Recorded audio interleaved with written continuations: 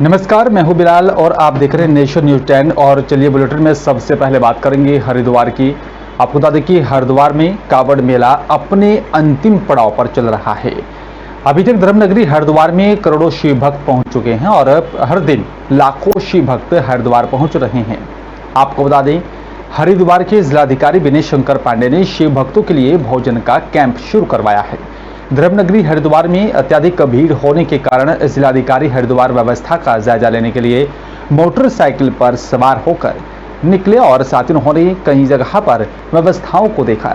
वह जिलाधिकारी हरिद्वार ने कहा है कि जो कांवड़िए राज्य अतिथि गृह के यहाँ पर पास से गुजर रहे हैं उनके लिए यहाँ पर जो है ठंडा पानी भोजन का कैंप लगाया गया है और कांवड़ियों का स्वागत भी किया जा रहा है। डैम कोठी का जो गेस्ट हाउस है, तो एक जिला प्रशासन की तरफ से हम लोगों ने कहा कि जो कांवड़ यात्री इधर से होकर गुजर रहे हैं उनके लिए भी शीतल जल और कुछ खान पान की व्यवस्था हो, तो उसके लिए हम लोगों ने आज यहाँ कैंप लगाया है और माल्यार्पण करके उनका स्वागत भी किया गया और उनकी जो भी सेवा हो सकती है वो हम लोगों ने आज की। बाइक मेला पूरा पीक पे है, कहीं से गाड़ी से चलने की स्थिति नहीं है, बाइक से आप कहाँ कैसे? देखिए, आज जो आप हालात देख रहे हैं कि लगभग सारी रोड हमारी पैक हो चुकी है। देहरादून की चलिए बात करेंगे। आपको देखिए यहाँ पर भारतीय किसान यूनियन भानु के प्रदेश अध्यक्ष अविनाश कुमार चौहान ने नर्सिंग स्टाफ जो कि अपनी नियुक्ति को लेकर सरकार से लगातार मांग कर रहे हैं, उन नर्सिंग स्टाफ को अपना समर्थन दिया है। साथ ही कहा कि सरकार ने 2020 में नर्सिंग स्टाफ की नियुक्ति निकाली थी, जिस पर किसी भी भर्ती अभी तक नहीं हो पाई है और हम मुख्यमंत्री और साथ ही स्वास्थ्य मंत्री से अपील करते हैं कि जो कि सरकार ने नियुक्ति निकाली थी उन पर जल्द से जल्द भर्ती की जाए, जिससे कि यहाँ पर भारतीय जनता पार्टी और साथ ही सरकार पर कोई टिप्पणी ना करे। और साथ ही आपको देखिए यहाँ पर भारतीय किसान यूनियन भानु उत्तराखंड के प्रत्येक व्यक्ति के साथ खड़ा हुआ है और हम भले ही किसानों की लड़ाई लड़ते हैं वो, लेकिन नर्सिंग स्टाफ वाले भी हमारे भाई बहन हैं, हम इन्हें अपना समर्थन देते हैं। 2 साल पहले 2020 में डॉक्टर धन सिंह रावत जी स्वास्थ्य मंत्री जी ने एक वैकेंसियाँ निकाली थी। उस वैकेंसियों में इनको आज तक नियुक्ति नहीं मिली और युवा हैं, ये भटक रहे हैं, बेरोजगार हैं, आंदोलन कर रहे थे। काफ़ी बार इन्होंने ज्ञापन दिया है मुख्यमंत्री जी को और क्या नाम है तुम्हारे स्वास्थ्य मंत्री जी को, मगर इनकी कोई सुनवाई नहीं हो रही थी। और इन्होंने इस सरकार को वोटिंग भी करी है, समर्थन भी दिया है युवाओं ने। युवाओं का बहुत योगदान रहा है सरकार को।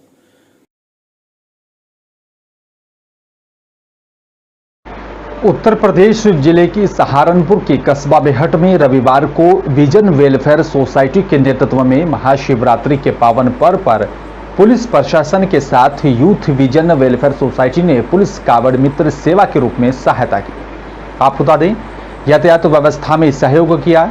यूथ विजन वेलफेयर सोसाइटी की तरफ से यहां पर आम जनता को यातायात नियमों का पालन कराते हुए सही मार्ग पर चलने के भी दिशा निर्देश दिए हैं और साथ ही यहाँ पर कांवड़ियों की सुरक्षा करते हुए उनके भी यहाँ पर आगमन में सहयोग प्रदान किया। साथ ही साथ कांवड़ियों को जलपान भोजन आदि की सेवा प्रदान कराते हुए मानवता सेवा का संदेश दिया है, जिसमें संस्था के अध्यक्ष अनीश कुमार, संस्था के सचिव इर्तजा हसन और साथ ही खुशबू, जिज्ञासा, हर्षवर्धन, जयदीप और आपको बता दें कि यहाँ पर आदि कई स्वयं सेवकों ने अपना सहयोग दिया है।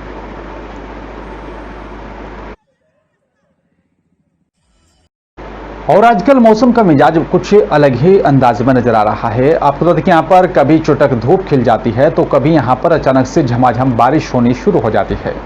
ऐसे में बीआरओ की यहाँ पर लाखों करोड़ों की लागत से बनी हाई सेफ्टी दीवार भी भारी बारिश के कारण जगह जगह पर क्षतिग्रस्त हो जा रही है, जिस कारण बीआरओ को काफी नुकसान झेलना पड़ रहा है।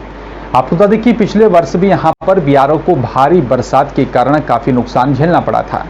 कई जगहों पर सड़कें बाधित हो गई थी और कई जगहों पर बड़े बड़े दीवार पर जो है पत्थर गिरने के चलते धाराशायी हो गई थी, जिसको लेकर बीआरओ ने जगह जगह पर भूस्खलन हुआ था और तुरंत उसका निर्माण करवाने को लेकर कदम उठाया गया।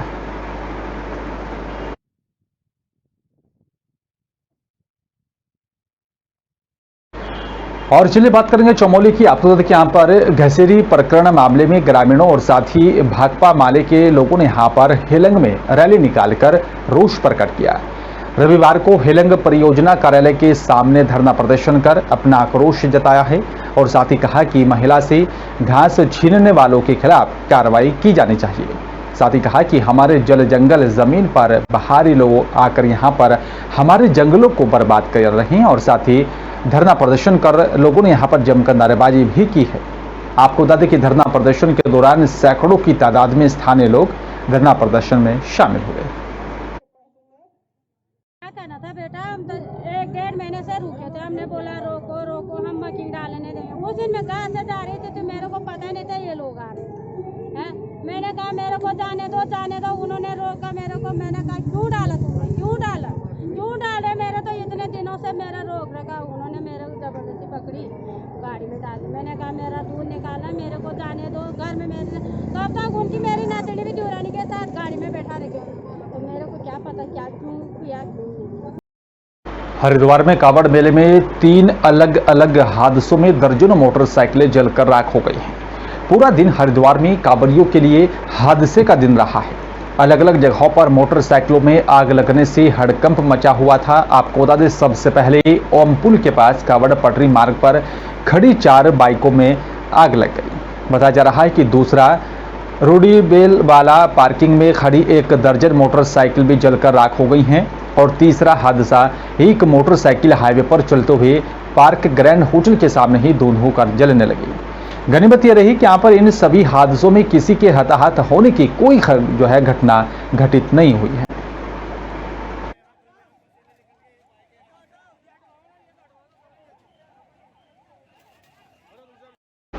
उधर धर्मनगरी हरिद्वार में अब कांवड़ मेले का दूसरा पड़ाव यानी कि डाक कांवड़ का आना शुरू हो गया है, जिसको लेकर प्रशासन ने खासा इंतजाम किए हैं और साथ ही आपको देखिए ट्रैफिक व्यवस्था को बनाए रखने के लिए जगह जगह पर पुलिस कर्मियों को भी तैनात किया गया है। धर्मनगरी हरिद्वार में कांवड़ मेला का दूसरा चरण शुरू हो रहा है और अब डाक कांवड़ियों की भी भारी संख्या देखी जा रही है।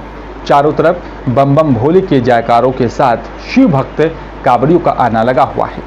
आपको बता दें कि यहाँ पर जो है करीब 65 लाख कांवड़ियों ने हरिद्वार से गंगा जल भरकर वो अपने गंतव्य को वापस लौट गए हैं। कांवड़ मेले में अभी तक 2,28,70,000 शिव भक्त कांवड़ियों ने अब तक गंगा जल भरकर अपने घर को वापस लौट गए हैं।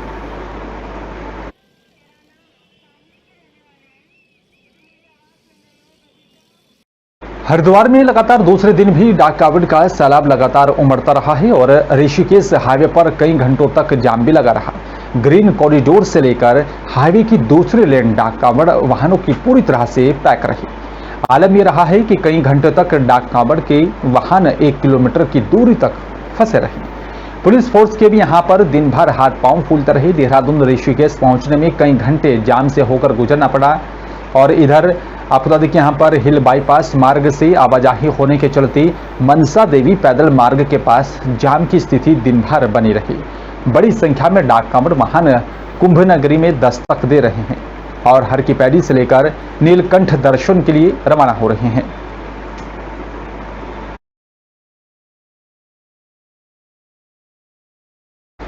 और उधर हरिद्वार रेलवे स्टेशन पर एक युवक का चलती ट्रेन में पैर फिसल जाने से ट्रेन के नीचे आने से बाल बाल बचा है। एक बड़ा हादसा होने से टला है। आपको बता दें कि यहाँ पर आरपीएफ के जवान ने युवक को पकड़कर उसकी जान बचाई है। युवक को आरपीएफ के जवान ने अपनी जो है तरफ खींच लिया था और आपको बता दें कि यहाँ पर बताया जा रहा है कि पटना ट्रेन में चढ़ने की यहाँ पर कोशिश कर रहा था युवक। इसी बीच ट्रेन चल पड़ी और ऋषु का पैर फिसल गया, जिससे वो ट्रेन और साथ ही प्लेटफॉर्म के बीच में ही फंस गया था। मौके पर मौजूद आरपीएफ के आरक्षी मुकेश कुमार ने सजगता दिखाते हुए ऋषु को प्लेटफॉर्म में ट्रेन के बीच से निकाला। हालांकि इस दौरान ऋषु घायल हो गया, जिससे बाद में आरपीएफ पोस्ट पर बताया जा रहा है कि प्राथमिक उपचार देकर देहरादून के लिए रवाना किया गया।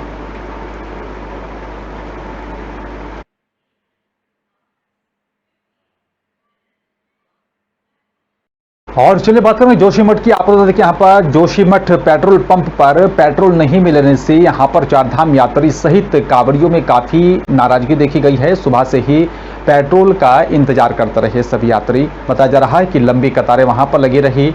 पेट्रोल पंप पर लंबा जो है जाम भी लग गया था। पेट्रोल समाप्त का एक बोर्ड लगा दिया गया। तेल की किल्लत बद्रीनाथ धाम हेमकुंड साहिब जाने वाले श्रद्धालुओं की वाहनों में खत्म हो गई थी।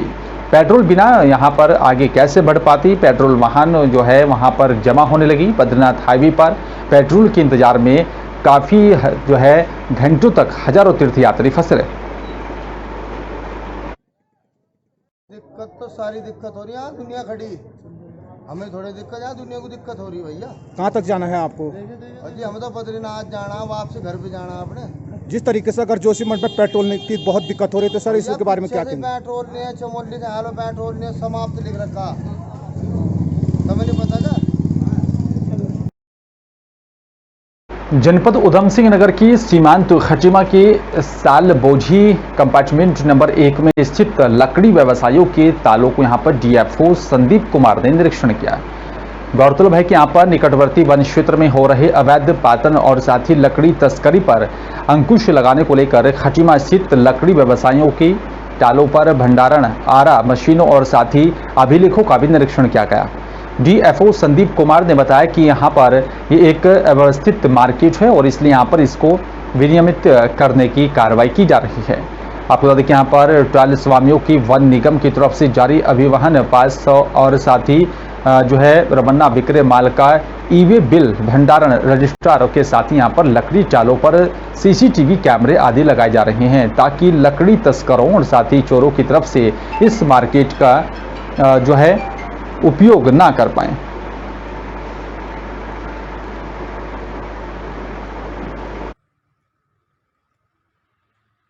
ये खटीमा रेंज के अंतर्गत जो सालबोजी कंपार्टमेंट 1 है, इसमें कुछ जो यहाँ के लोकल टाल हैं, लकड़ी के टाल है, जिनके द्वारा लकड़ी का भंडारण एवं मशीन से माल चीर के जो है उसके बाद उसको बेचा जाता है। अब ये एक्चुअली जो है थोड़ा सा अनमैनेज सा मार्केट है, जिसको विनियमित करने की जो है हमारे द्वारा कार्रवाई की जा रही है। इनके द्वारा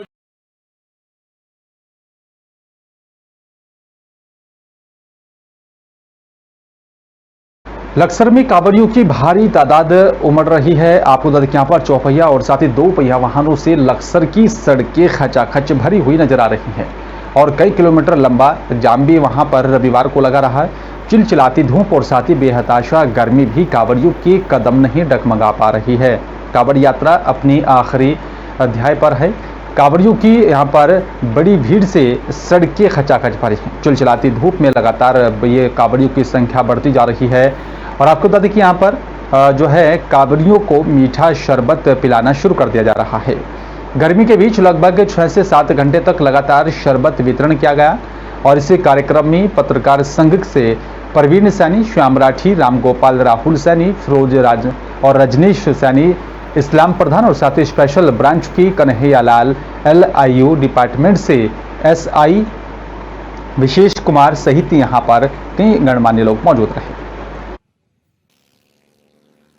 सावन माह चल रहा है और कावड़ियों की लगातार बहुत ज़्यादा भीड़ है और जैसे फाटक बंद हो जाते हैं तो कावड़ियों के लिए ना तो खाने की व्यवस्था रहती है ना पीने की व्यवस्था रहती है। आज लक्सर न्यू प्रेस क्लब के द्वारा और LIU और इंटेलिजेंट की तरफ से आज जो कावड़ी है उनके लिए केले की व्यवस्था की गई थी और इनको केले वितरण कर जो भगवान भोलेनाथ इनकी जो अपनी कावड़ लेकर जा रहे हैं, इनकी यात्रा मंगल के और इनके साथ साथ न्यू प्रेस क्लब और जो इसके सभी सदस्य हैं, मैं उनकी तरफ से सभी का हार्दिक धन्यवाद करता हूं और भोलेनाथ से प्रार्थना करता हूं कि सभी की कामनाएं पूरी करें। चरम सीमा पर आगाज हो चुका है। कांवड़ी आ रहे हैं, हरिद्वार जा रहे हैं, उनके लिए आज न्यू प्रेस क्लब ने पानी और केले का वितरण किया है और आप तस्वीरों में देख सकते हैं किस तरह से कांवड़ियों को लक्सर प्रेस क्लब और LIU द्वारा वितरित किया जा रहा है, जो कि एक सराहनीय कार्य है। सावन का दूसरा सोमवार आज है और आपको बता दें कि कल शिवरात्रि भी यहाँ पर है और शिव भक्तों के यहाँ पर शिवालयों पर कल भारी भीड़ देखने को मिलेगी। हरिद्वार सहित लक्सर की तमाम शिवालयों में भक्तों की भीड़ उमड़नी शुरू हो गई है। देश के कोने कोने से यहाँ पर शिव भक्त हरिद्वार गंगा जल लेने के लिए पहुंच रहे हैं और साथ ही 2 दिन भक्तों का रेला मंदिरों में यहाँ पर जलाभिषेक करने के लिए उमड़ने लगेगा।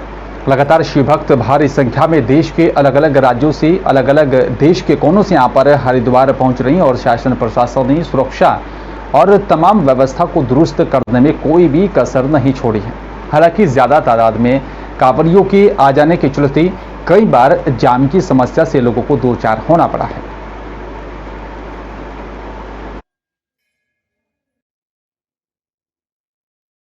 और चलिए बात करेंगे अब पर्यटन नगरी मसूरी की। आपको बता दें कि यहाँ पर अचानक मूसलाधार बारिश ने लोगों का जीना मुहाल कर दिया है। लगातार मुश्किलें बढ़ती जा रही हैं।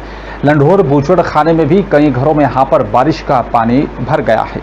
और आपको बता दें कि यहाँ पर भटकल, केवटी फॉल और साथ ही यहाँ पर लगातार जल स्तर बढ़ता जा रहा है। प्रशासन ने एहतियात के तौर पर कदम उठाया है।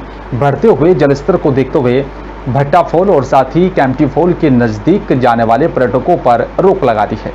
लगातार तेज हो रही बारिश के चलते लोगों के घरों में पानी घुस रहा है और मानो ऐसा लग रहा है कि जैसे बादल फट गया है। लगातार तेज हो रही बारिश के चलते लोगों को कई प्रकार की परेशानी का सामना भी करना पड़ रहा है। और बारिश में पानी में यहाँ पर तेज बहाव के चलते कई मोटरसाइकिल भी पानी के तेज बहाव के साथ बहती हुई दिखाई दी है।